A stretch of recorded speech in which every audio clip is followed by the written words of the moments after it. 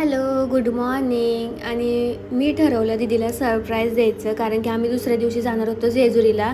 1 मे होता तेव्हा आणि दीदीला सुट्टी होती, त्यामुळं मग मी सरप्राईज द्यायचं ठरवलं तिला.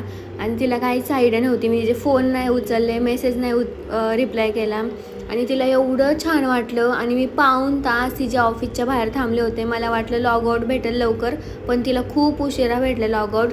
आणि त्याच मग दुकानात आम्ही पाणीपुरी खाल्ली. मग आनंद झाला आम्हाला. आणि नेक्स्ट डे निघलो आम्ही जेजुरीला जायला. ते पण आम्ही निघलो 4:15 वाजता. म्हणजे दिवस उजळण्याच्या अगोदरच आम्ही हडपसर च्या पुढं होतो थोडंसं, म्हणजे घाटात होतो, दिवे घाटात.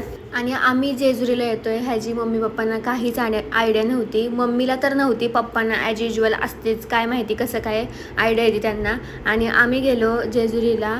आणि नेक्स्ट व्लॉग बघायला विसरू नका. भेटूया नेक्स्ट व्लॉगमध्ये. बाय.